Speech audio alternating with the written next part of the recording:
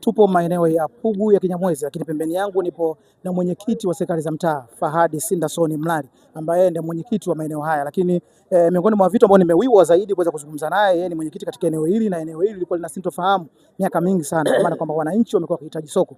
Kuna jitihada mbalimbali za kufanyika hapo awali, lakini pia soko likashindwa kuendelea. Sindason, kwanza nataka uweze kuniambia ni namna gani sasa umeweza kujisikia faraja baada ya kumuona Frank Joseph Mangati ambaye yeye ni diwani wa kata Pugu ameweza kufika katika eneo ambalo unaliongoza na kwenda kutoa utatuzi au namna kwenda kufanya soko hili na kuanza rasmi.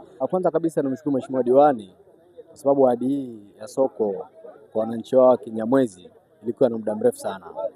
Kwa hiyo imekwenda kutimia. Wananchi kama unavyowaona wana furaha kubwa sana, hatimaye kile kilio chao kinakwenda kukamilika, na sasa wanaenda kupata soko, wataanzisha vizimba vyao hapa na wataendelea na soko hili pindi Mheshimiwa Diwani atakapolizindua. Shauri wangu mimi, kwanza wasafishe eneo hili liwe safi, na baada ya hapo tutaweka taratibu mzuri, waje na stakabadhi zile ambazo walichozipewa, ili tuangalie kwamba wamiliki wote ambao walikuwa wameshapewa umiliki wa soko hili tuweze kuwaidhinisha upya na tuweze kukabidhi eneo la soko anze biashara yao. Punde hivi sasa tunaenda kuwa na soko katika maeneo haya ya Kinyamwezi. Ukiwa kama wewe ni mwenyekiti wa serikali ya mtaa katika mtaa huu, kwako wewe hili jambo huwa linaleta muono wa aina gani?